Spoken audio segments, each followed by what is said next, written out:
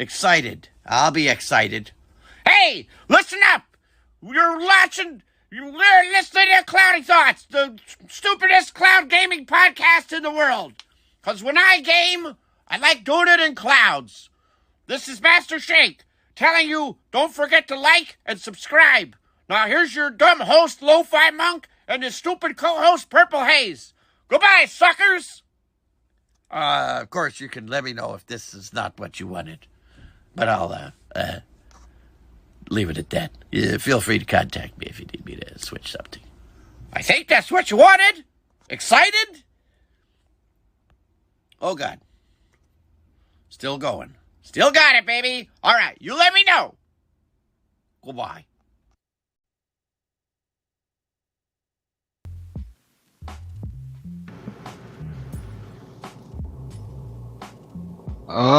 Thank you, Dana Snyder. Welcome to Cloudy Thoughts, the late night cloud gaming podcast. I'm your host, LoFi Monk. How's everybody doing? What up, Cloud Gaming Dad? What up, Simpleton? David P. Rock, what's up, man? How you doing? Welcome to the chat. Squids, welcome to the live show. How are you guys doing? If you're listening to the podcast, we stream live on YouTube every Friday night at 7 p.m. Central Standard Time. And if you'd like to join the audience, you can meet us here on YouTube at youtube.com/LoFi Monk, amongst other places, but that's the best way. And you can leave us a voice message if you check the description, even in this video, you can see you can leave a voice message and maybe you'll come up on Cloudy Thoughts. Let us know your opinions, whatever. And if you'd like to listen to the podcast, you can find Cloudy Thoughts on Anchor, Spotify, Google Podcasts, and Amazon Music. Links are in the description. Be sure to check out the Buy Me a Coffee page. I'm going to go ahead and throw a link into the chat.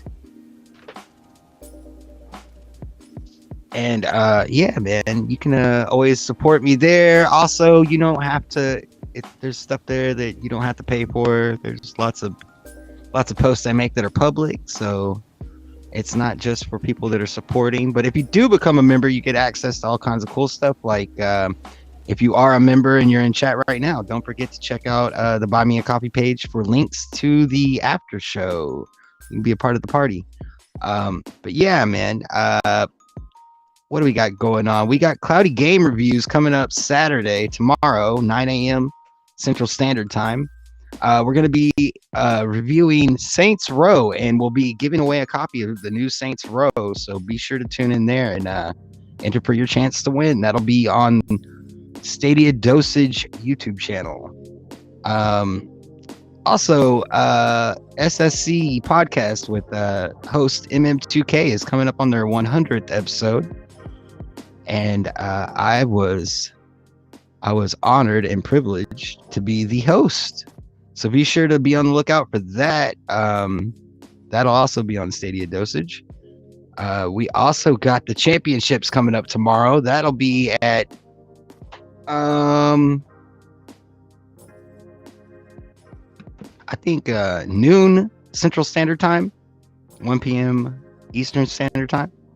And I am one of the hosts of that too. So be sure to tune in. It'll be live with 16 finalists, all kinds of challenges, all kinds of cool stuff.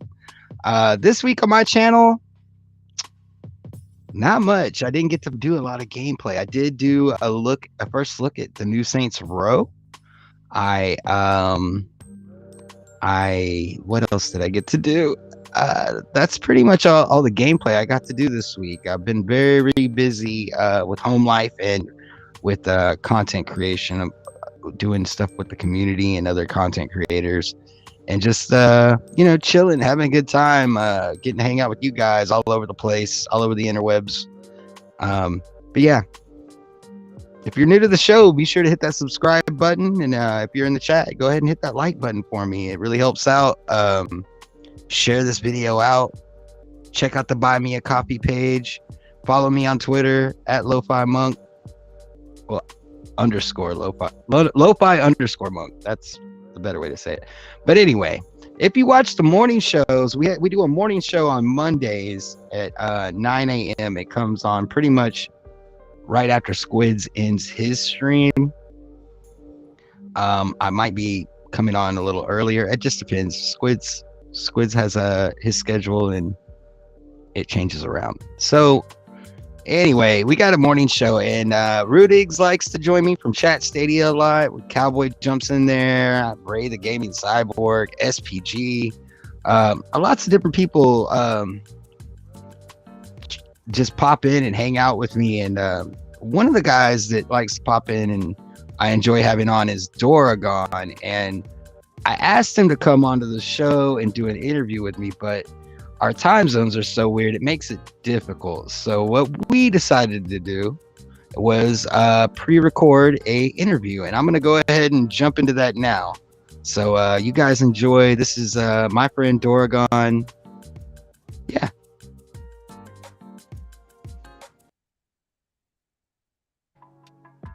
Hey, what's up, guys? It's LoFi Monk, and I got a special guest with me, and I thought I would just do a little recording with this guy because we have different time zones, and it's hard to work together with these guys. So I thought I'd put a little something special together for y'all. And anyway, I'm gonna go ahead and bring out my guest, Mr. Doragon. What's up, bro? How you doing? Welcome to the show. Thank you for having me, my man. It's a pleasure to be here. I'm glad we can make this happen. Like you say, time zones are a pain for the live shows, so I like this. Yeah, man. Last time I had somebody from the UK come on the show, it was like you could tell that guy was hanging on as hard as he could to stay awake. Holtz was smart, and he did like a 3-hour nap before. Yeah, that would have been smart. That would have been very smart. Yeah. It's work-life balance, man. It's hard to build everything together. Like, we're recording this pretty much the moment I finished my day at work. So I can understand somebody's finishing work. They need to have time with the family, make food, and then by the time they've realized I should probably nap, it's time to come on the show. And yeah, I can imagine them hanging on by a thread.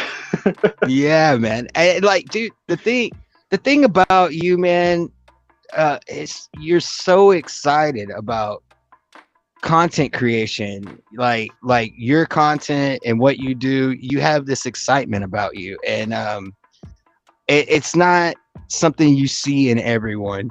So like, dude, I as soon as the way I even learned about you is from you coming in chat, and I seen you in other chats before, but I didn't even know you were a content creator.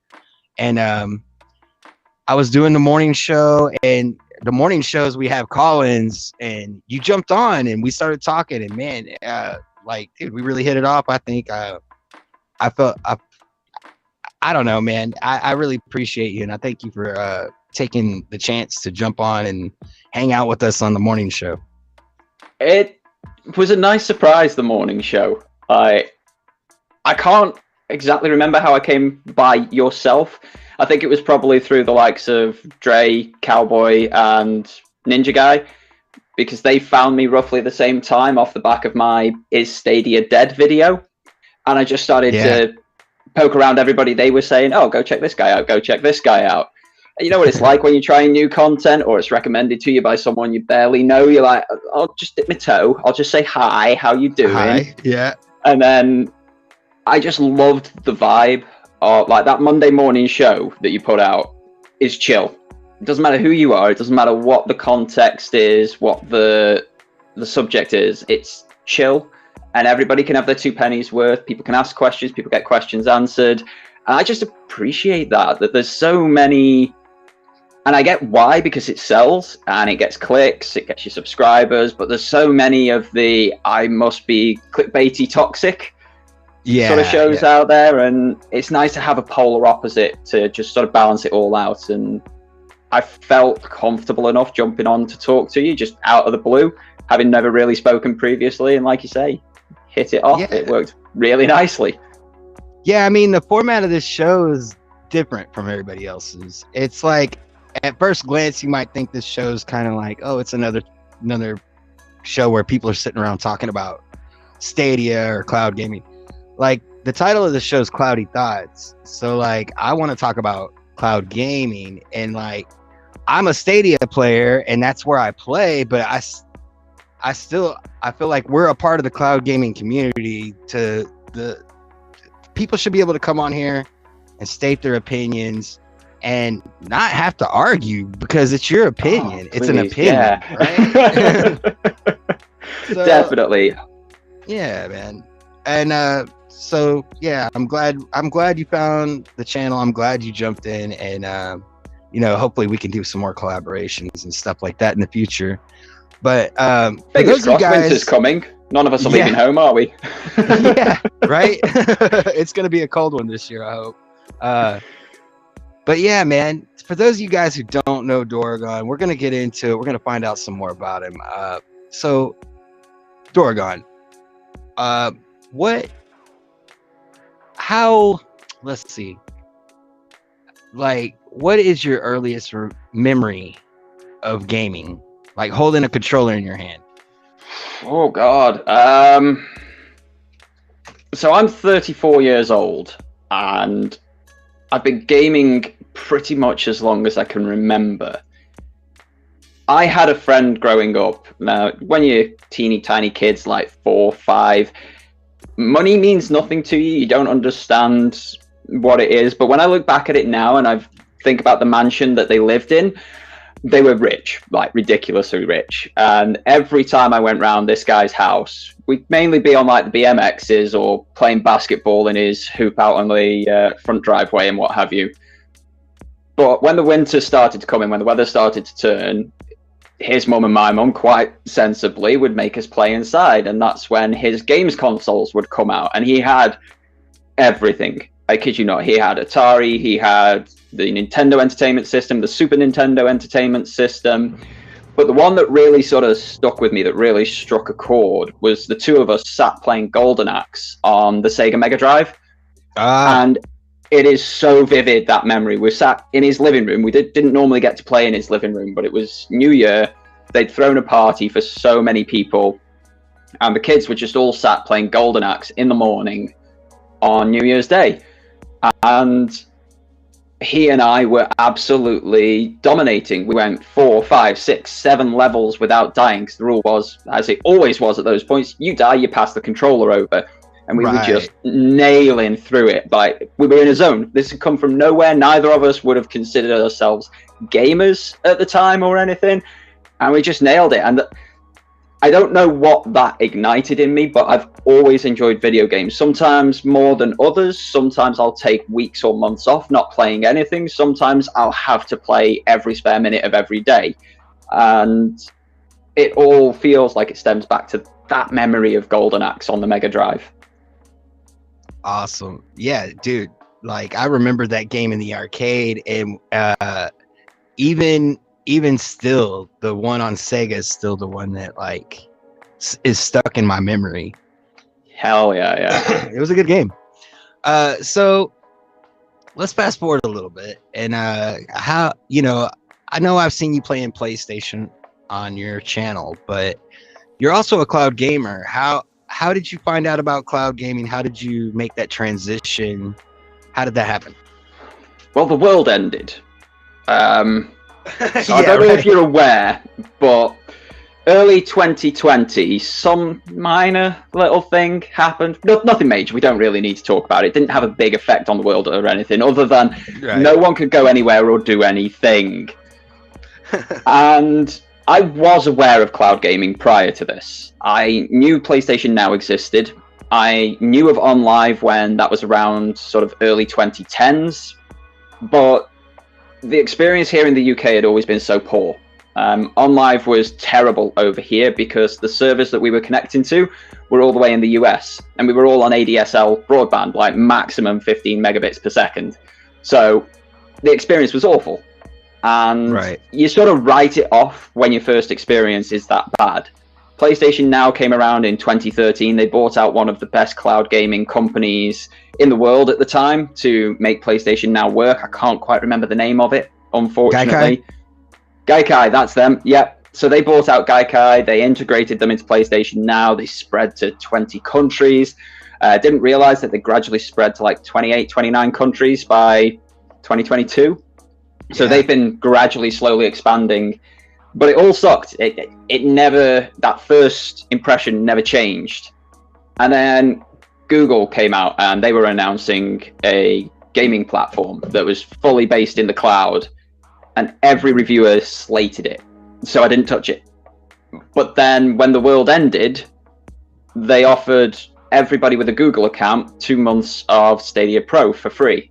I was like, you know what? What the hell? I've got a brand new phone that I'm not doing anything else with because I'm not out and about. I'm not doing my cycling. I'm not doing any workouts. I'm not at work, which is based in telecoms and that sort of thing. So it's not like I can show this swanky new thing off or anything.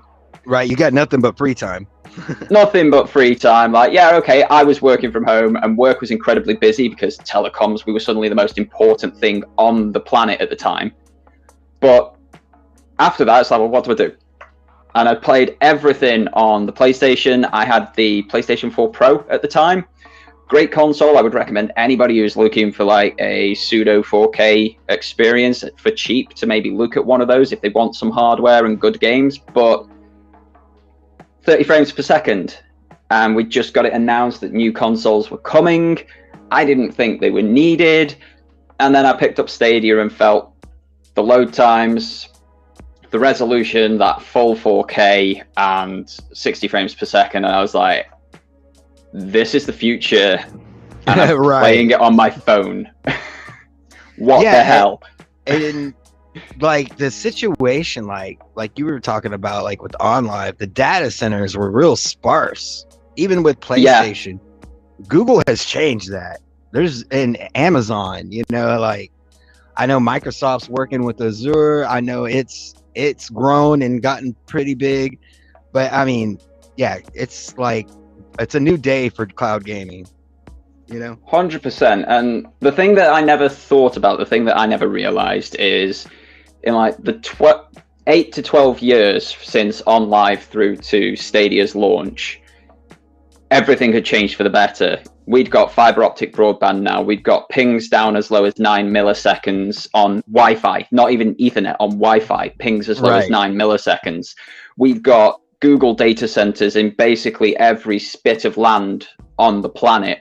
So you've got European data centers, you've got Eurasian data centers, there's even Russian data centers. Okay, they're switched off at the moment because of the war, but there's Google data centers over there. They've got them in Japan, in Australia, in New Zealand, in Africa, like all over. And that suddenly meant that they had this ability to be where no one else was before and to have the stability that nobody else had. Like we were all using Google Photos, we were all using like Google Meets and whatever the precursor to Teams was, Skype or something. That was all cloud-based technology. It's just most of us didn't realize it. So these words scared many a traditional gamer. And it wasn't until I got my hands on it, and only because the world had ended, that my views started to change. Yeah, for sure. Like I remember, like when I first joined the Stadia community, I came in late. I knew about Stadia from the beginning, but I came in late. And that's another story. But I remember coming in and thinking like, it's insane how much faster and how much higher quality it's become. Like, I don't know. I really can't put words to it. Like with OnLive, the fastest internet anybody had was like DSL. You know, like it wasn't. So yeah, the game's changed, man. But yeah, that's cool. I'm glad you made it to the party. You're one of us now. So before cloud gaming, though, like you were a console player, right? Yeah, I've played all over the show. I don't have a specific loyalty to any one platform. There's no tribalism or anything here, because the only thing holding you back then, before, like, at least for me, before cloud gaming, the only thing really holding you back is how much money you want to invest. 100%. In the platforms. It's exactly the same now. We have all of these majorly accessible options, and that's something like my cloud gaming journey went deep immediately after Stadia. I saw how good that was, and then there was an advert for GeForce Now, PC games on your mobile. Oh my god, this is amazing, let me try this out. And then we found that xCloud were doing something, and the company I worked for had a partnership with them. So I was in a very, very, very early beta, essentially an alpha test of xCloud when it was actually still called xCloud and not Game Pass Ultimate. So that, like, everything went deep. I went fully into the cloud, and then I sort of had to take a step back. It's like, right. You're spending about 60 quid a month here on services that you're using for an hour or two here and there. Let's take stock of it. Yeah. Like, I would say, like, for me, like, when people start arguing about the platforms, I just think it's like, bro, you didn't have to buy a console. You can cancel your subscription, come back later if you want it. You can go over there for a while, over at this platform. There's no sense in arguing over it. Right, there's room for everybody, all these different platforms to sit at the table, and there's plenty of gamers for all of them. You know, exactly. And it's not like you have to understand and accept and like every single platform. Like, for me, GeForce Now makes zero sense. It is a completely pointless platform in my eyes. If I say that, people hate Maker. Come on. Once Maker of Chaos came on my show and we had an interview and I got to sit down and actually talk to him about it, I was able to put myself in his shoes. And once I did that, I was like, okay, now I understand GeForce's place. But coming from a GeForce person looking at what we're doing, they're like, it's the same perspective. Yeah, it's because I'm not a PC gamer and I don't have loads of games on Steam or that. It makes sense for you if you're coming from that environment. Well, even then, it's like, I put a video out on this earlier this year, like, saying I didn't understand it. What's the point of it? And I went through 4 demographics of gamer for GeForce Now. Now, bear in mind, I'm coming at it from a perspective of new and fresh to cloud gaming. So wanting people to explain why GeForce Now is one that I should go for as someone who doesn't own a PC, who doesn't have a Steam library, who doesn't use Epic Games or anything like that. What's the point of GeForce Now for me? I'm paying $9.99 a month for it, and I'm not getting any games. And if I want to add games to the library, I have to go to a different website. I can't do it through GeForce Now. So I went through all of these different demographics, and for me, it still didn't make sense. Because even like your hardcore PC crowd, they could just use Steam Link, which is a free application that links directly to their desktop, and they just play it on their phone that way. But that's I'm not the guy using the power of the cloud, right? So like, it's kind of like using the what is it? The game, like PlayStation has like remote play, like remote play. So like, if your internet at home sucks, then it's not going to be that great of an experience anyway. Well, but it's if still your cool internet at home's, I was saying, like, if your internet at home sucks, your cloud gaming is not going to work either, GeForce Now and what have you. But then I suppose the point is you're using it when you're out and about. I don't know about that, man. I have really bad internet, and Stadia works like a charm. I mean, and I have a friend with great internet, and he's tried cloud gaming in the last few weeks because of how much this idiot's banged on about it, and it sucks for him. He sent me videos of 220 megabit broadband going like 2 frames a second or something. yeah, there's so many factors, right? Like, it depends on how far you are, how your ping, your latency. It's crazy. 100%. But that's why I say, like, why I argue over these platforms. If one works for you, just play on it. If 100%. All of them work for you, then you're blessed. I'm broke. Yeah, I'm broke. and broke. Yep, for sure. So there's never been loyalty. There's never been anything like, I've played Xbox, I've played Nintendo, I've played Sega. I missed the Dreamcast. That thing was so far ahead of its time. I've played a lot of Sony. There's no tribalism here. The only problem I've ever had has been PC. I had a laptop, but that was from 2006, and the screen fell off it in 2013.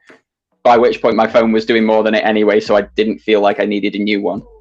Right. But, you know, we're gamers, and we like to argue the semantics of things. Oh, yeah. So, yeah. It's never going to end. People are always going to argue over it. But anyway, man, let's go ahead and get into some of your content, man. for those who have never seen you or heard of you, what is your content? Eclectic. My content could come in like one of 3 or 4 ways. So I used to do a lot of live streaming over on Twitch, and I would use that as basically a recording platform. I would take the Twitch footage, I would edit it down, and I would then upload that onto YouTube, either as playthroughs, reviews, anything along those lines. So I had my live streaming on the one side, I then had my edited content on YouTube, and then the sort of landscape started to change a bit, and I realized I wanted a bit more of a niche, and it all sort of stemmed from what I've already mentioned about not having any form of PC. I don't have a laptop, I don't have a PC, no desktop, no Mac, no studio, nothing Windows or Mac based at all.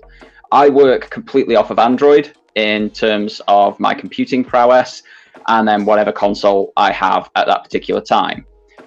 But I still wanted to create content, so I went on a bit of a search and found nothing. Like, there's very, very little information out there about creating content when you don't have a PC. The first thing that most people tell you to do on these guides is go buy a $2.5 grand, $3 grand PC. Yeah, invest all your money. Yeah, where am I finding that, bro? So I had to find ways of doing what other people were doing on the devices that I already had. And I got to a point more recently, probably within the last 12 months, where I was like, well, if I've had trouble finding that information and I've got annoyed about it, surely I should inform people about what they're doing, about how to do it. So my ethos sort of became, I'm going to create the content that I want to create, those playthroughs, those reviews, that heavily edited, that completely off the cuff type content. And then down the line, I'm going to show you how I made it. I'm going to show you my editing processes. I'm going to show you the platforms and systems that I use. If there's more than one, I'm going to go into the pros and cons and give you ranking lists. And it's kind of worked quite nicely because I've thrown shorts into the mix as well, taking live streams, editing them down into shorts and getting those uploaded, because they get you the exposure. They get people coming into the channel, people watching the content, trying to figure out how you make it. And then I've just got this playlist on my homepage of my guides and how-tos. I'm currently working on one as we speak about getting started with whatever you have already for free. And of course, Stadia is going to come up in that particular video. So if anybody happens to be watching right now, right, that looks at the landscape of content creators, whatever they watch, if they're thinking, man, I wish I could do that, but all I have is, they're probably not even thinking all I have is this phone. But if you're watching YouTube, you're probably watching it on a phone, more than likely, at least some more of the than time. likely. What would you say to that person that thinks there's no way I could ever do that? What would be your number one tip for someone like that that's just getting started? Try. Like, what's the worst that can happen? Let's be honest here. You fail. It doesn't take off. You don't make the content that you want to make. But it's not a lost skill. If you pick up your phone, you use the camera that's on the back of it, you use the mic that's in the bottom of it, and you create a 3-minute video. You've started, you've tried, and you can learn from that process. There's no reason that that first channel that you try to make needs to be your successful channel. You can ply your skill, ply your craft on that first channel, make yourself better and better, learn new skills, and then make a new channel when you're ready to take the industry by storm, sort of thing.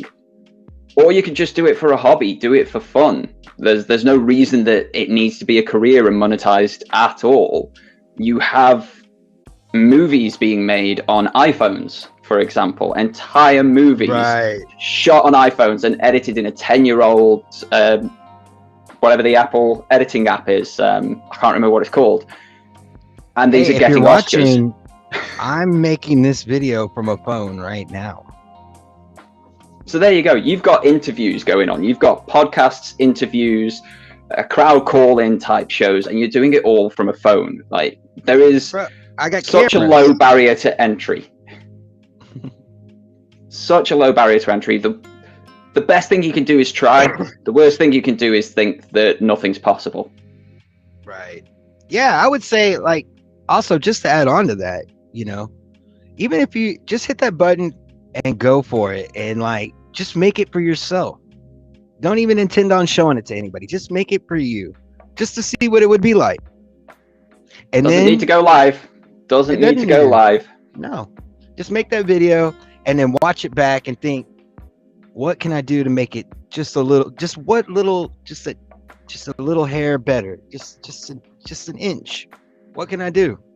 And that's a big one that you just said there. Like, watch it back, watch your own content. As cringe as it may be, seeing and hearing yourself back, you learn so much from watching yourself. You learn your personal tics.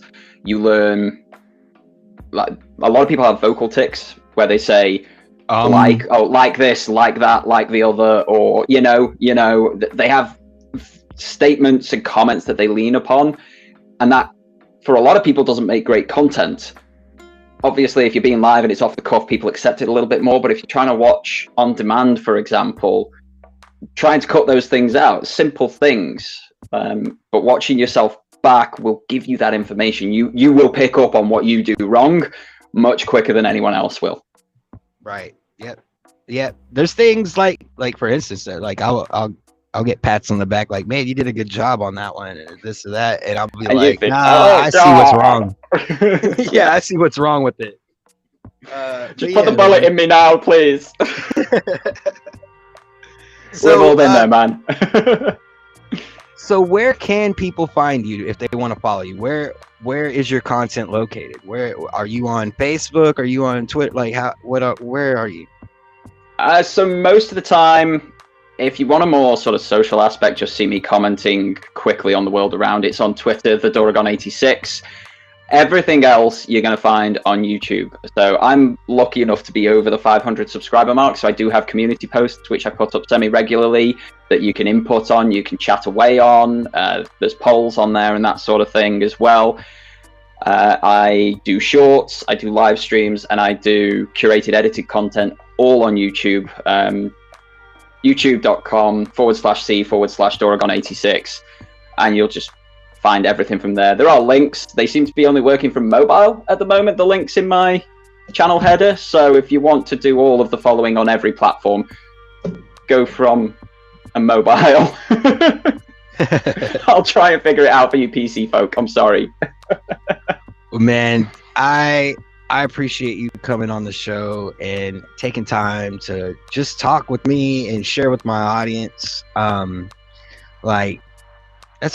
know we just met and we're getting to know each other, but that's a really big deal, and I really do appreciate that. Links for Doragon will be down in the description, you guys. So make sure to check out his content. He's really good. He's got a really good vibe, got a really good presence on camera, and I enjoy watching him. So thank you. Yeah, go throw him a subscribe, a follow, and yeah, man. Anyway. You got anything you want to say to the audience before we take off? Well, I think you've covered it all. Subscribe, throw money at me, love me and adore me as your god, that sort of thing. Other than that, I think you've covered it all. Man, thank you so much. And we're gonna go ahead and end it here. Peace out, guys. Cheers all.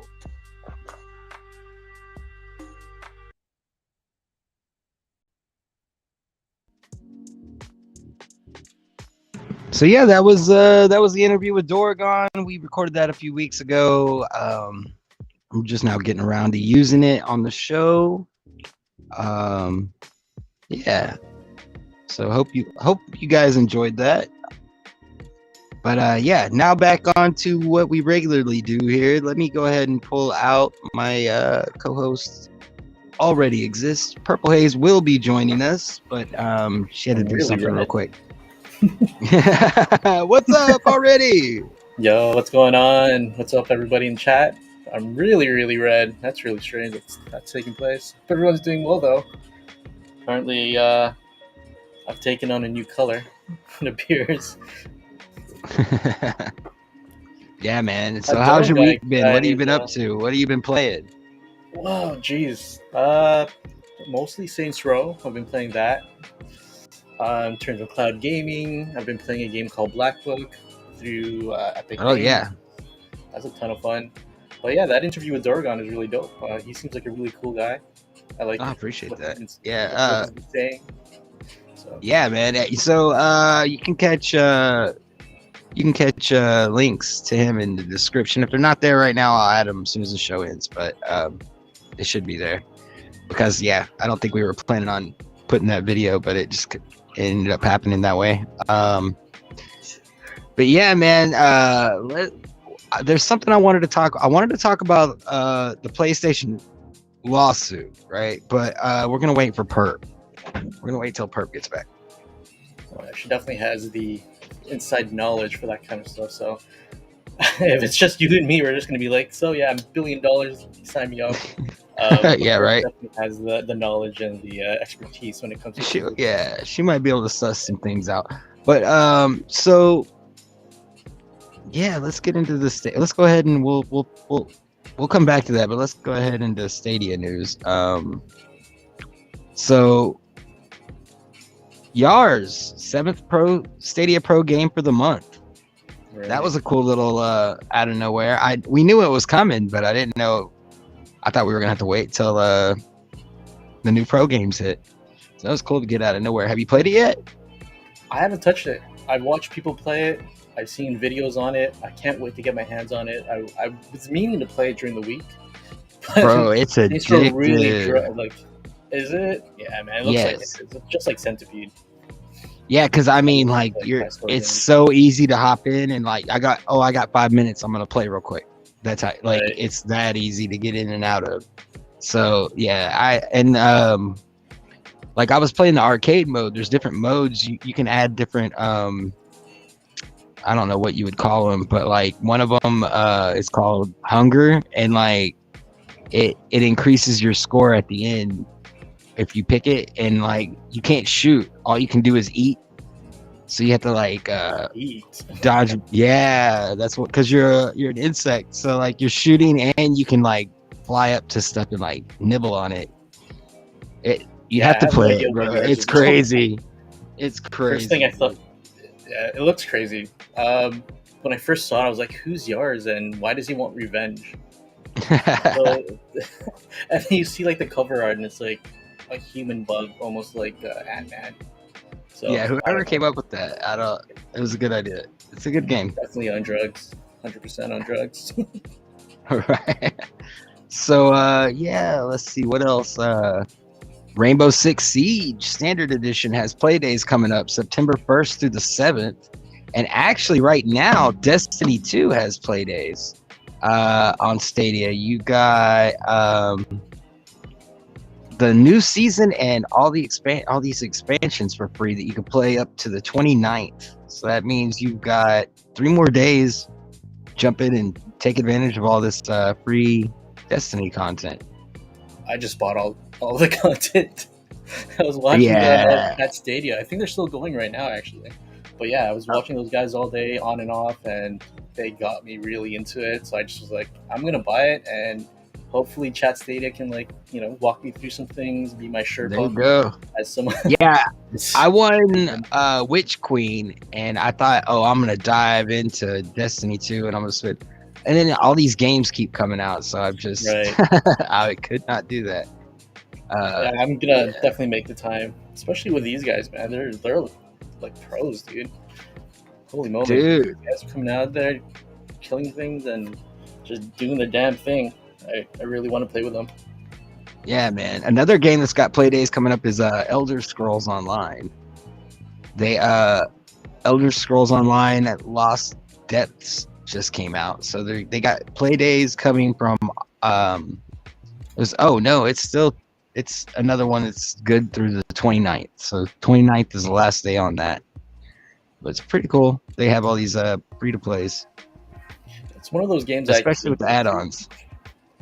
It's so hard for me to get into that game. I don't know what it is. I think it's the combat. It's not as fluid as I want it to be, but yeah, I know a ton of people that are like obsessed with that. Entire communities that are just like, that I'm a part of who are like messaging me, just like, "Hi, man, do you want to come on?" I'm like, I don't even know when the last time I played. My character is probably so low leveled. I would probably be more of a like a detriment if anything. So, but I know a ton of Yeah, people that dude. love that game. Do you play it? So Have you played it? what? The Elder Scrolls. the Elder Scrolls? Not Yeah. really. I did like. I thought you meant. Never mind. So I thought.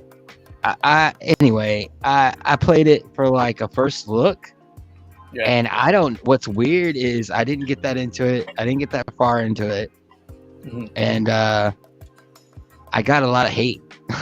Like, yeah, I had a weird guy like kind of like stalking me for a minute over it. So I was like, he was getting in all my comments and stuff. I was like, damn, what did I do?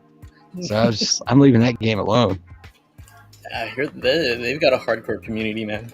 You got to be careful. They're almost as bad as the BTS army. You got to be careful with the things you say online about ESO. Yeah, apparently, I don't know what I said, but it couldn't have been that my bad. character. Yeah. But what else we got going on? Okay, so I put a poll down in the bottom of my in the descriptions of my videos, and people have been voting. And the number one the game that everybody picked for this month's pro games was Murder by Numbers. That kind of surprised me. But yeah, that was the most popular game as far as people who voted. Attack. It's one of those. I know games Squids has been playing it a lot. Oh yeah, I know Squids is on that 24/7. Seems like definitely on that at night. But yeah, that's one of those games. It's like really weird. Like I didn't even know it was one of those like Pictocross. I don't know if you're familiar with that genre. Yeah. It's a strange. And now game. your mama knows says I'm playing Destiny right now. All DLC is free for every platform right now. That's really cool. Yeah. Until the 29th, as you mentioned. I got you. That's really cool. That's such a big game. So next month we got some new pro games coming out. We got Tri-6 Infinite, Overcooked, All You Can Eat, Spiritfarer is coming to pro. We just did a review on Cloudy Game Reviews. PJ Masks, Heroes of the Night. And I don't know if yours counts towards those or what. So we got 4 games coming to pro, which is kind of strange. I always think that's weird when it's 4 games. I lose count sometimes. I don't. I'm just like, ooh, more games. I don't even pay attention to how many games I get. I'm just like, claim. But all those games, I don't know. I have pretty much all of them, except for Tri-6 and PJ Masks, and I know nothing about those 2 games. I don't have Overcooked.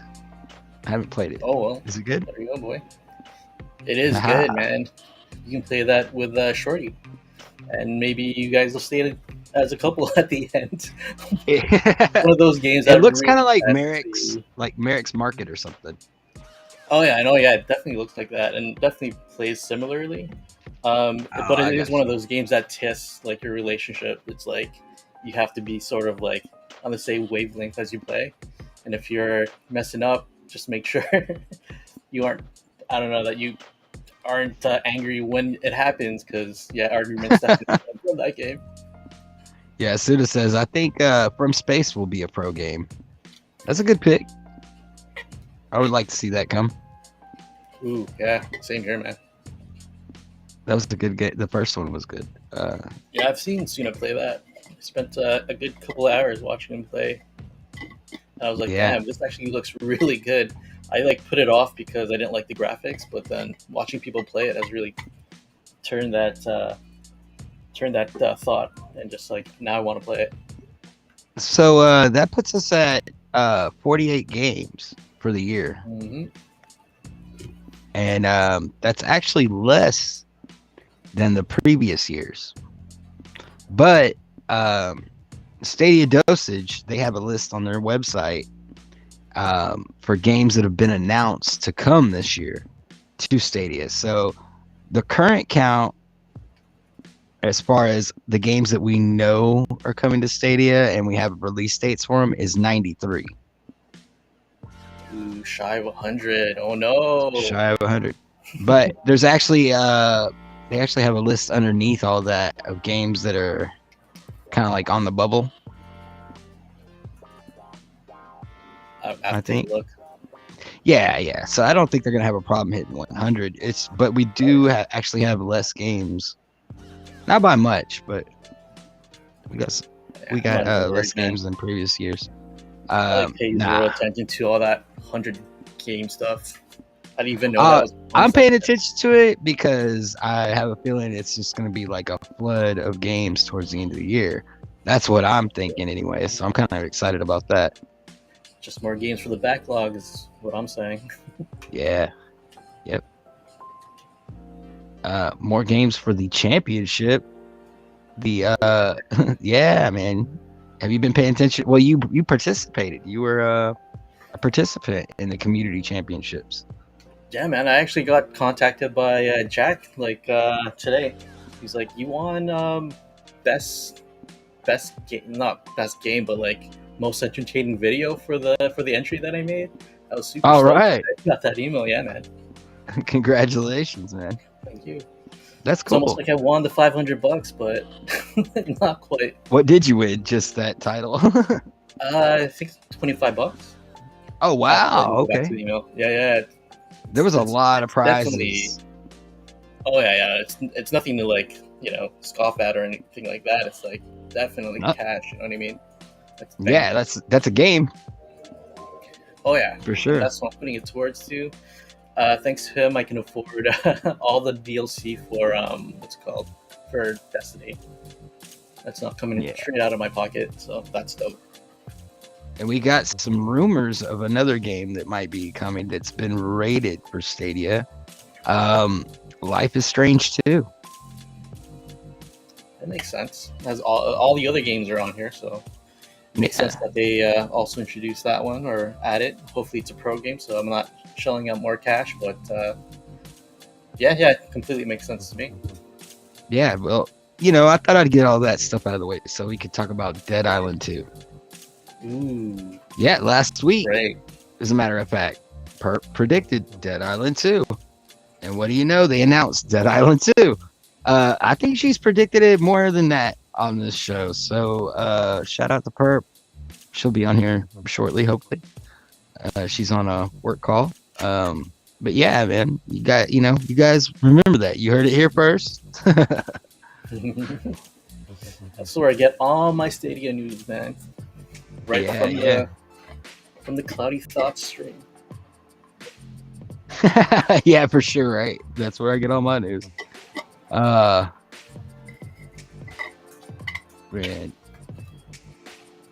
Oh, where am I at here? Okay, so yeah, I'm really stoked about Dead Island 2. It's I love the first one. I thought they did a great job on that, and it's been like from the trailer, this new one looks sick. Yeah. The dude with the afro and the sword, and he goes out with the gun and like starts clubbing zombies over the head. I haven't seen this trailer. Yeah, the trailer was intense.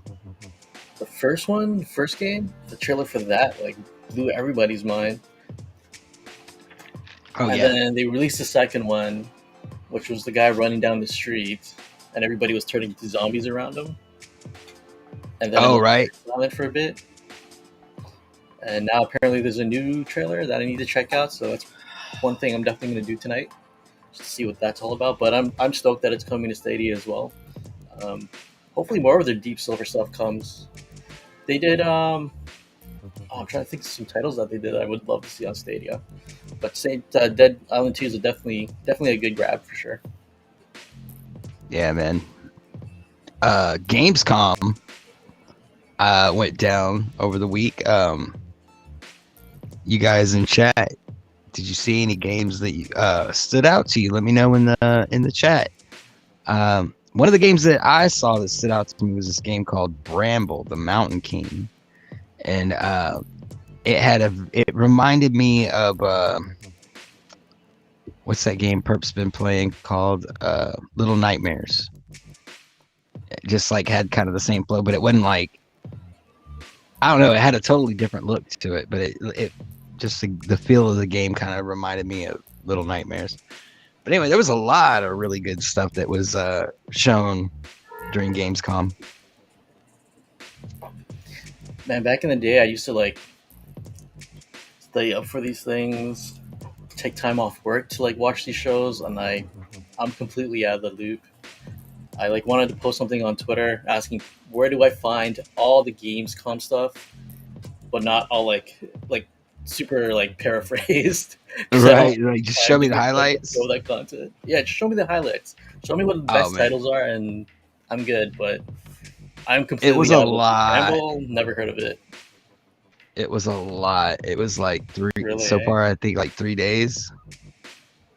Like I know that Jeff Keighley did like the opening ceremonies for it or whatever, and apparently there was a ton of stuff talked about then, but I missed everything, and that's what happens when you grow up, I guess. Yeah. I mean, I guess. Did you ever get your everything situated over there for Saints Row? Play it. Yeah. Right now. Okay. Well, I'm gonna go ahead and play the trailer. Saints Row launched. And you have more agency and power than the world wants you to know. How do we make a statement? We want to be more than a street gang. We just got to be a little more creative. Last time we got creative, people try to kill us.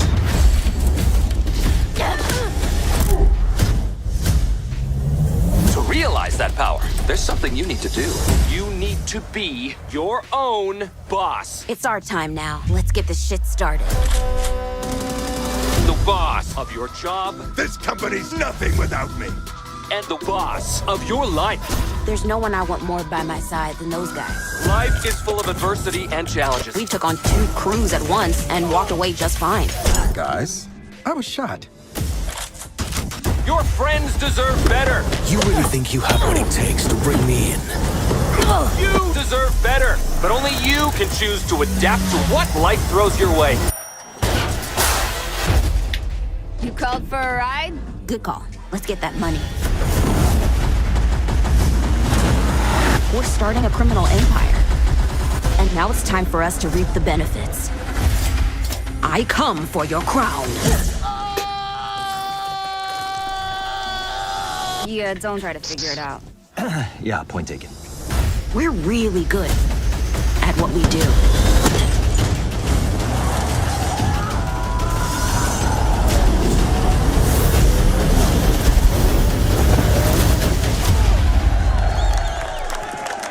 We call ourselves the Saints.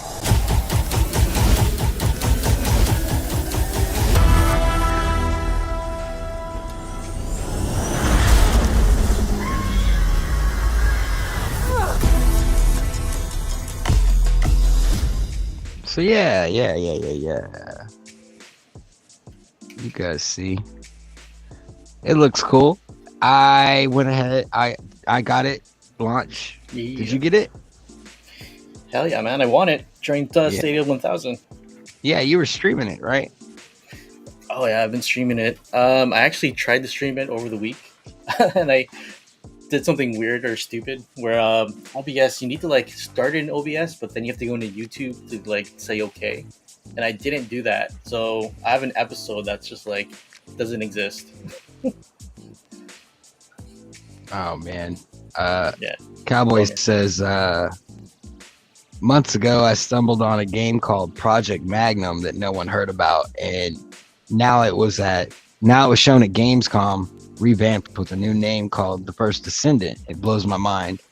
That's cool, man. I didn't really catch that one. I'll check it out. I'll YouTube it.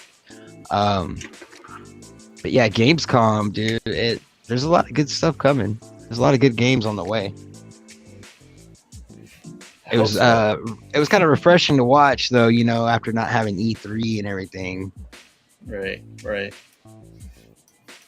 Like, we for sort of sure. had an E3, right? Everyone sort of rallied and had their own like mini E3s. Right? I Yeah. usually just stick around for not stick Shout around, but out I to usually Clive. just check out. Hey, what's going on, Clive? But I think the biggest draw for me for E3 this year was Devolver Digital. I don't know if you're familiar with or Devolver. Yeah, that's what they're called. The Oh yeah. publishing developers. What was the was there any particular reason? They just go all out. So they do like a skit almost where they just make it super outrageous. There's a lot of gore for some reason. They include a lot of gore in their videos and their conference stuff. It's just Yeah. just fun. It's just fun stuff, and like all their games are always out there and like super interesting to me at least. So whenever E3 comes around, I'm always like, when's the Devolver stuff coming? Because that's like the most fun out of everything else. What up to Mr. Urban World? How you doing, bro? Yo.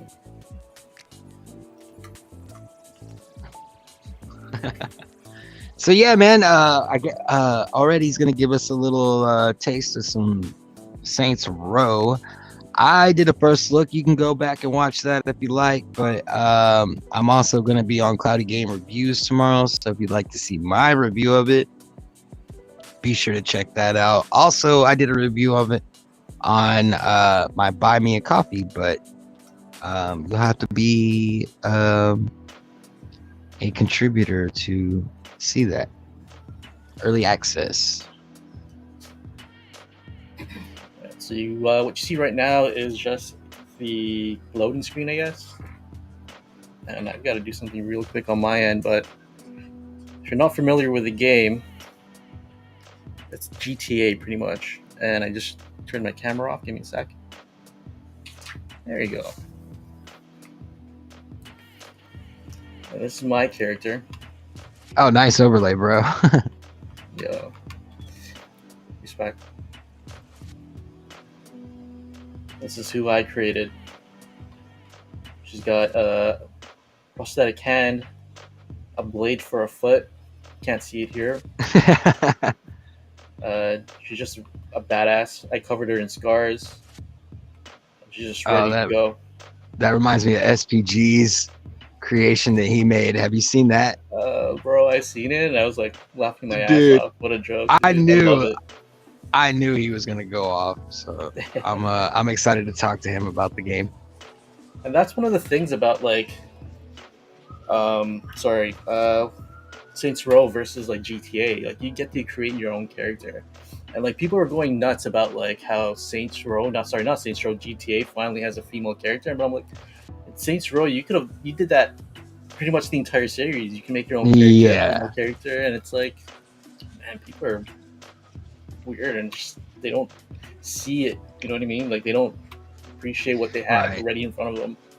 No, I mean Saints Row's not really GTA. It definitely has those feels. They've done a really good job with what they do, but they're more focused on their main story and taking you through those levels, like the way they have everything set up. But I mean, you could still free roam the city, and I mean it's pretty close to GTA. It's basically GTA on Stadia. I mean, I guess the only thing that's similar between the two games is like it takes place in modern times, pretty much. You run around, you can steal cars, and it does have that what's it called, like attitude that GTA sort of has, but it sort of kicks it up a notch, which I really appreciate. Yeah, it's one of the things where it's like, oh yeah, super silly, and I love that about this game is that like the things that happen in this game, like when you play GTA, it's super, realistic, or as realistic as it can get. But once you start getting to these missions and seeing how like ridiculous the characters are, like the immersion just like drops for me personally. I'm just like, especially with the 5th game, I didn't like any of the characters, so I couldn't, get into the game, and I just beat it because I was like, I need to beat this game because I paid so much money for it. But with Saints Row, I can do crazy stuff. The character is likable because it's a character I created, and it just feels more fun. Whoop.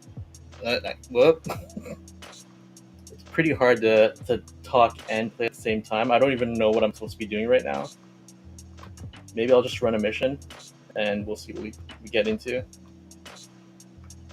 Is anybody in chat playing this game? I know there's a ton of people that are playing this game, but is anybody in chat playing this? Let's see. Oh shit. This guy just ran into me like nothing. It looks like we've got PurpleHaze up and LoFi, but it looks like maybe the audio isn't working. Yeah, my audio cut out. I'm here. Can y'all hear me? Yeah, I can hear you now. Yeah. Okay, no, I'm here. I was saying Cowboy and his wife have been playing, and they both got characters that they built to look like them, and that is awesome. I thought it was my really gosh! cool. No, what they did, I told him like you can make a business out of that. Like the character Sandy did is there he is. The character Sandy did, like even how the character smiles is how Sandy smiles. Like I was like, crazy. That is so crazy. Like, yeah, they nailed the character creation on this thing. And yeah, Cowboy and his wife did a great job. Well, there is a feature of the game where you can, I guess, buy people's creations. Let's see if I can get into it. Oh, that's interesting. Maybe on cash? No. And you can like view what people have created. That's pretty dope. Now, I know you're probably going to be on the review show tomorrow, Perp, but have you got a chance to play this yet? No, I was going to wait to the review show. Y'all, I'm pretty open about the games. I'm really excited about it. I'm willing to play it. And I'm not going to like cap. Yeah, I wouldn't go by those pre-release reviews that people were putting out. The game's fine. Yeah, no, but teamwork. But it's kind of thinking that second category of game that it's not a priority. But if it's a good game, I'll definitely get it and support the people. And Mr. Urban wrote there with Dead Island 2 on Stadia. Y'all know who called Dead Island 2 first. What? Yeah, I was just telling everybody. You heard it here first. They heard it last Friday. No, it was the show, not just me. The show said it. The show said it. So, y'all got it. I don't think that was the first time. I think you called it before then.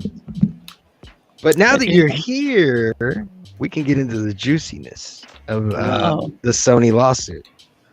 What do you think about this? So Sony has a lawsuit. It's a class action lawsuit. It's in the UK, and basically they're saying that amongst other things, but the gist of it is that they're saying PlayStation has been overcharging their customers in the UK to the tune of £6 billion.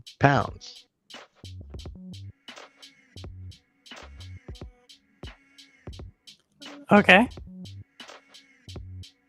You haven't heard about that? I have heard about it. Yeah. That's what I'm saying. What do you think about that? So I know a lot of times these class action lawsuits, like they just happen all the time, and people say, "Yeah, I just don't pay any attention." But this one seems to have a little bit of a. It doesn't really. No, I don't think it has anything. I don't think it has any merit. You don't think so? No. See, I think they kind of. For me, it does seem like the people there were getting overcharged when not on every game, but some of the games they were being charged $10 more than what we would pay for them. Yeah, but that doesn't have anything.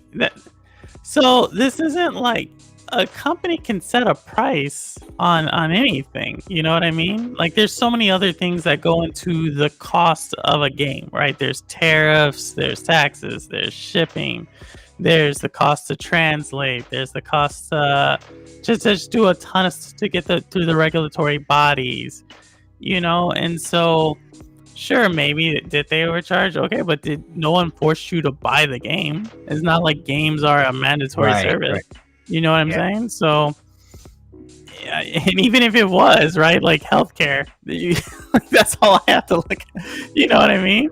So yeah, I don't know if this is that great. I think like I read it and it kind of went like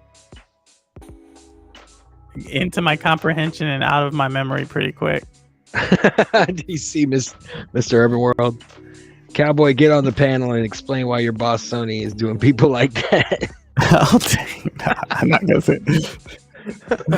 Oh my gosh! No, Come on now. He just bought 2 games on Stadia. It's not that. He's not that. Yeah, come on. Nah, I just like Mr. Urban World. That's hilarious.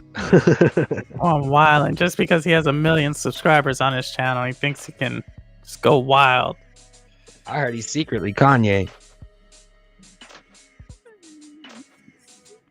That I wasn't going to say anything.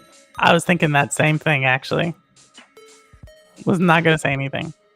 Only when he's wearing the mask, though. That's when he's Kanye when he's wearing the mask. Maybe he's the ghost of MF Doom. I don't know.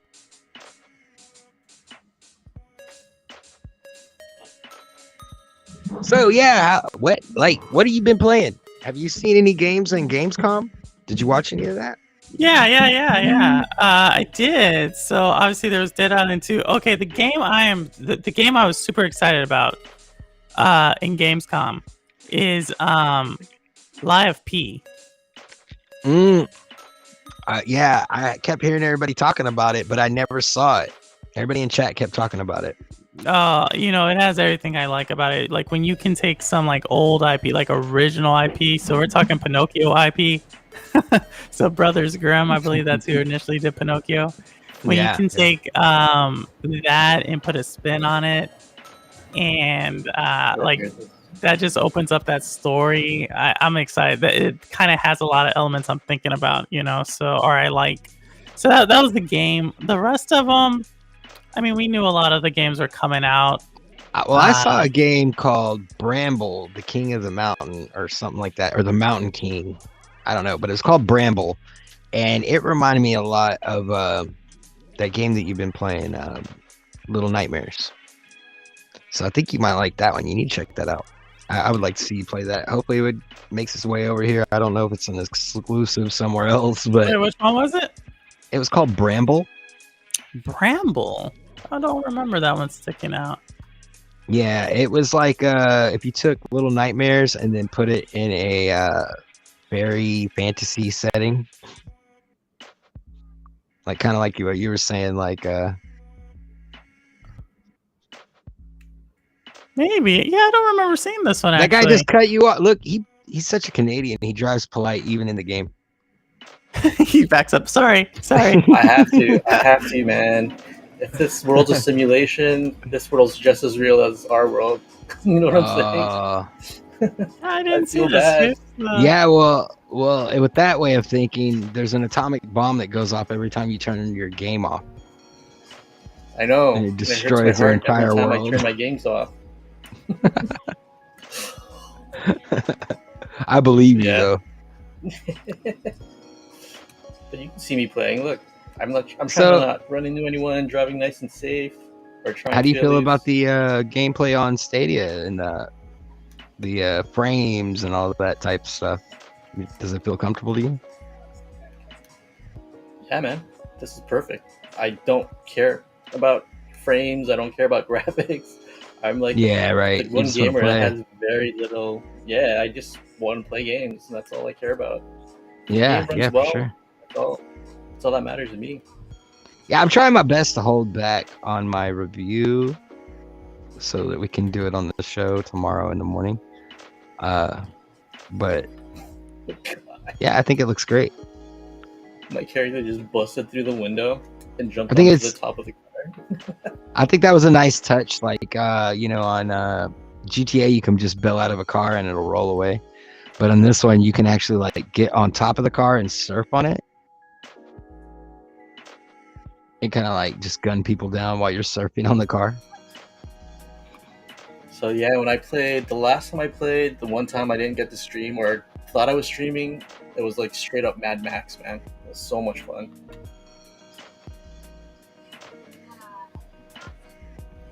I don't know if you've gone that far into the game. I don't even know if my audio is working. No, Your I hear you. audio's- we Oh, can you hear can you. hear me? Okay. Yeah, we're listening.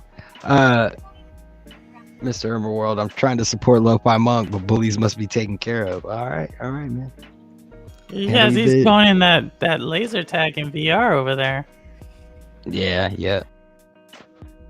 Speaking of his laser tag, So no, where'd you see that? Liza P talked about Stadia before. You're saying the develop because I'm excited about it because they're Korean developers, if I'm not mistaken, and y'all know I lived in Korea for about 2 years, so just that tech scene to blow up and to like start to go into gaming, like Korea, y'all is like. But I lived over there like almost 20 years ago, and they're still more advanced than we are today. So I'm just excited to see them in the gaming. yeah, it's interesting to see what they're gonna do. So it looks like you're pretty deep into the game at this point. I don't know how many missions you've done. I only did like the first mission, and then I kind of just ran around. Okay. I've only done 2. Gotcha. Yeah. Interesting.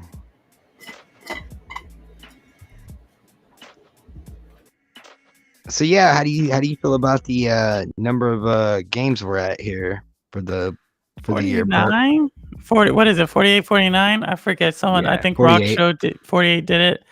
No, I think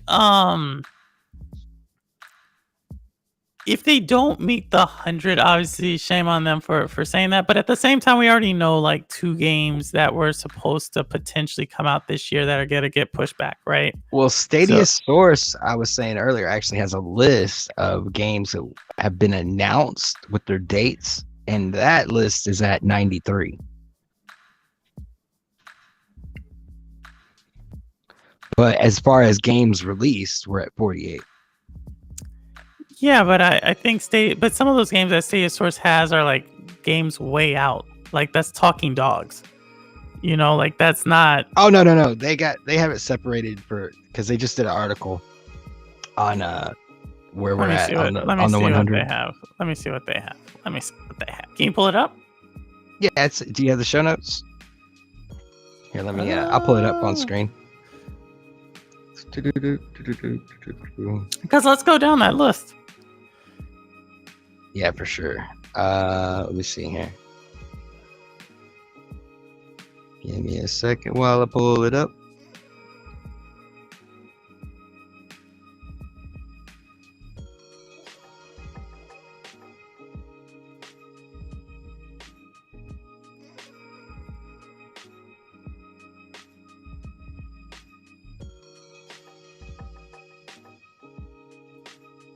I can't find it now.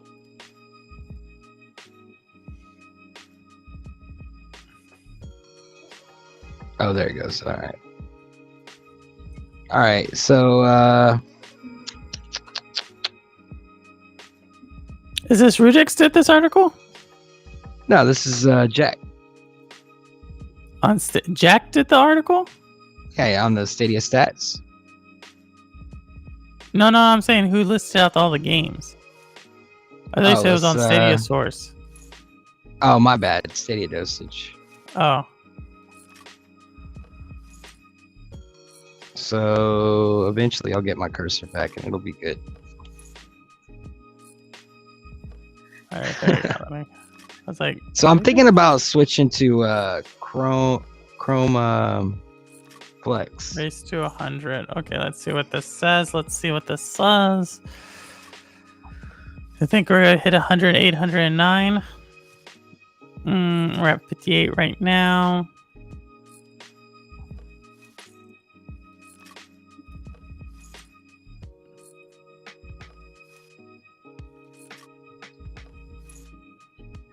But yeah, you pretty much get the idea. My computer's slow as dust.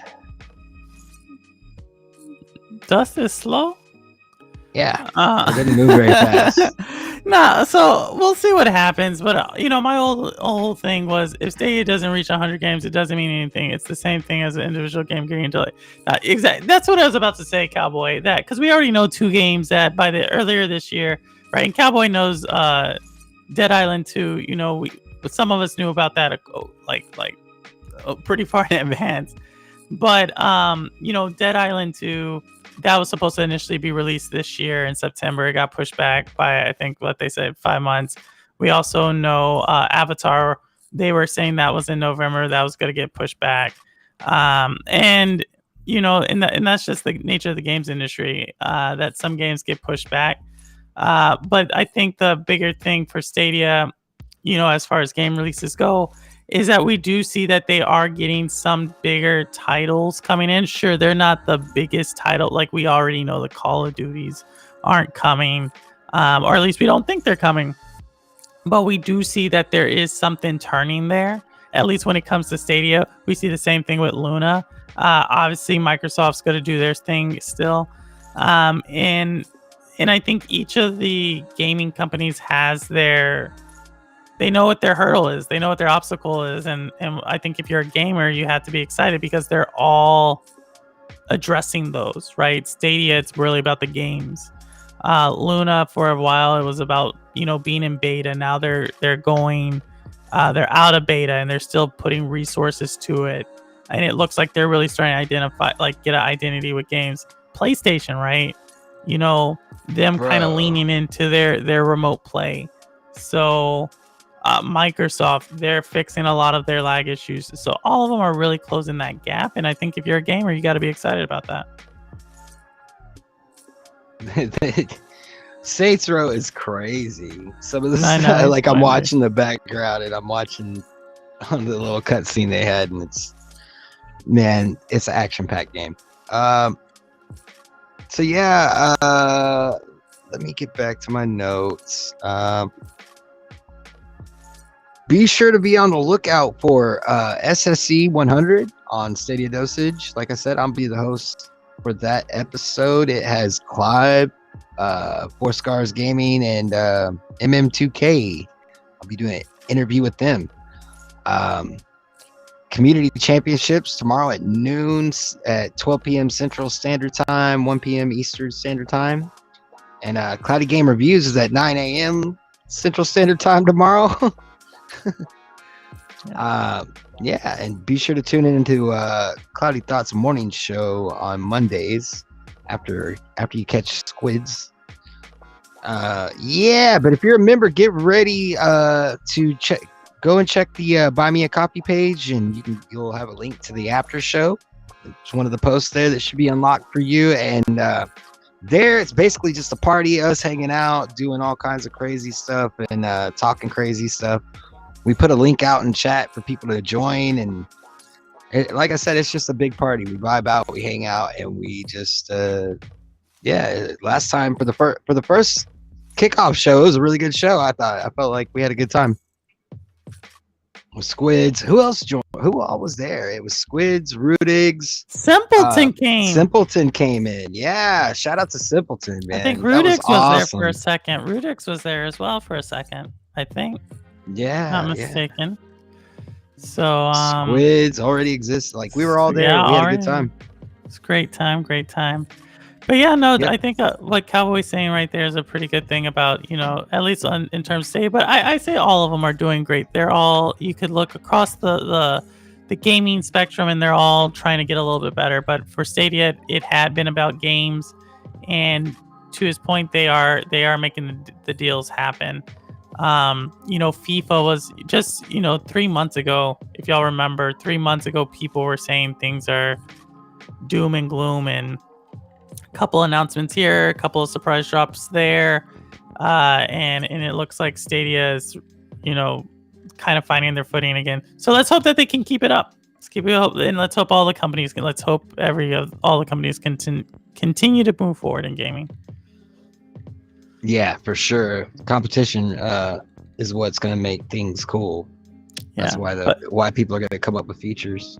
But Suna, if you have something on that, I would love if you. I know you're a content creator, Suna, but I mean, if you put out a video there about something about Life of P and some speculation on Stadia, yeah, yo, I'll watch it because Yeah. I haven't seen it. You know, like I said, I think I have some stuff about Supermassive. I think we're gonna probably see some more stuff there. What y'all heard it? I've said I think the Dark Anthology series is coming to Stadia. But I think we're gonna be surprised at what comes to Stadia in the year to come. Now that we're getting closer to 2023, I think next year is gonna bring some really good titles. I think things are heating up, and I hope they stay this way. I'm pretty sure they will. Yeah. We're definitely gonna see some things happening once we get towards the end of the year, because there's gonna be that the changing with low change porting. Yeah, we What should up, Project see, Storm? We should see the fruits. We're already seeing the fruits of some of that low change porting. We already know that there's several games that have been like held back for certifications, which is good. You know, like I want to say this. Some people like will say that is a negative. That you know, Stadia is not moving fast for certifications. This is what I have to say. And shout out to Project Storm. This is what I have to say about that. Wouldn't y'all rather games be held for certification when it comes to some of these platforms instead of it being buggy as hell? Yeah. Like I don't get that. I don't get that argument. Like, oh, Stadia's moving so slow, and it's like, well, when they move average seed, what do we get? It's just kind of weird. I hear that argument when it comes to that, and I'm always pretty chill with it because I'm already used to what they do with Google Play, and it's the same thing over there. So it's not like they don't want to release junk onto their platform. Like, it's got to run, it's got to work.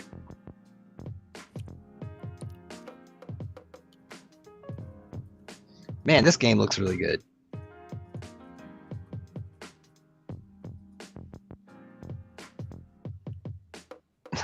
So how do you feel about the controls and the aiming and stuff? I like it. I have no problems with it, to be honest. It's what you would expect from open world games. All the open world games, there's always this like little bit of latency, like just for the animations to make it seem like realistic, right? So it's not a big deal to me that, you know, when I'm like rolling around or like trying to hide behind things, it doesn't like do it immediately, right? Isn't that type of game. So I have no issues with it. I much rather have it precise, but I'm just familiar with these type of games to know that I'm not going to get that with any open world game, regardless of the title, the developer, and things like that. There's a certain criteria that these games meet, and it's always the same. So that's 1 out of 10. What do you give this game? It's a 7, man. People are going nuts and like giving it like 3s and 2s. I'm like, what are you guys playing? Yeah. But apparently it's not doing so well on like PC. Like there's like a ton of bugs. So that makes sense if that's what they're complaining about, but it doesn't seem like it. I think a lot of people are comparing it to like GTA and expecting like the world of this game, where it's like it's never been that. So it's people need to temper their expectations quite a bit when it comes to with Saints Row specifically, and just games in general. Just like take it as it is. It doesn't really need to be compared to anything else, really. That's how it's kind of its own thing. I like how your overlay bleeds into the game. I don't even know how that happened. It's awesome. I noticed it when you were playing Ninja Warrior 2 the last time you did gameplay. Really? No, I don't even know I did that. I wasn't paying attention. But yeah, I like how that works. So I'm going to keep it there. It looks like some already exists graffiti on the wall. Right. For sure. But anyway, guys, we're going to go ahead and cut the show down. You can get ready to join us in the after show if you're a member and hang out with us there. We're going to continue the conversation. People are going to be able to jump in and join. Yeah. You guys want to tell the people where they can find you already exist? Yeah. What am I on? I totally forget what my name is or my handle. Already exists on Twitter at Already Exist. Already Exist on here, YouTube. if you're interested, you can check out my website that has all my social links, so you can check me out there. I stream on YouTube, Twitch, all those things. This Sunday, I'm hopefully going to be able to get through another episode of Stadia Rush, probably around 10 a.m. So if you want to hang out in my channel and watch me play 4 titles from the Stadia Pro catalog, check me out and come through. Awesome. How about you, Perp?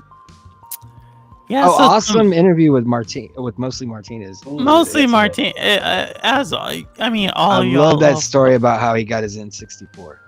I loved, just real quick, I love everybody's show, or all y'all who are telling your story when you come through. And I'm going to have some of the alumni. Some of y'all are out in chat right now. I got a plan on how I bring y'all back.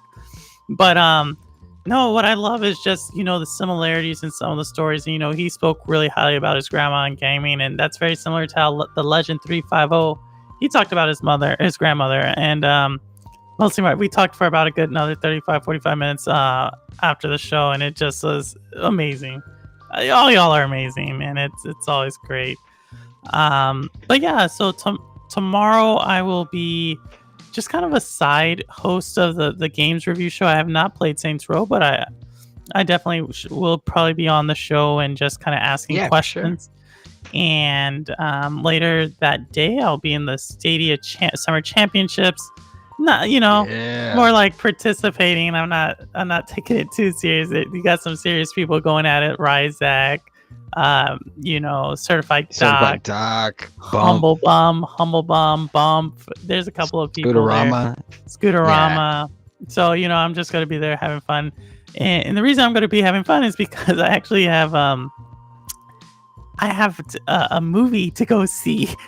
I can't be there all afternoon. What movie? 3,000 Years Long, I think is what it's called. So 3,000 Years of Longing. Y'all know it has we're kind of talking still, Idris Elba and myself. I gotta go see him. Just kidding, y'all know. But no, I want to see it. It looks like an interesting story, so I want to see that. And then on Sunday, I'll be doing Guilt at my normal time, 8 p.m. Sunday. So if you want to come by, say hello, talk. I game, but you get a lot of my thoughts about the world on that stream as well. Definitely. Yeah, go check out Perp. Go check out Allreadyexist.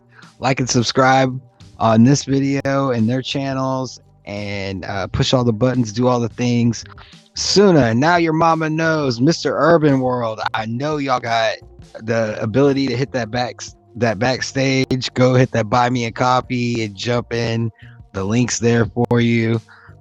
We will see you there, guys, at the party. Check you guys, I guess, Monday. I'll see you in the morning if you're at the Cloudy Game Reviews or watching the championships. Anyway. Thanks for showing support and being in the chat, and thanks for listening. Peace out, guys. See you guys backstage.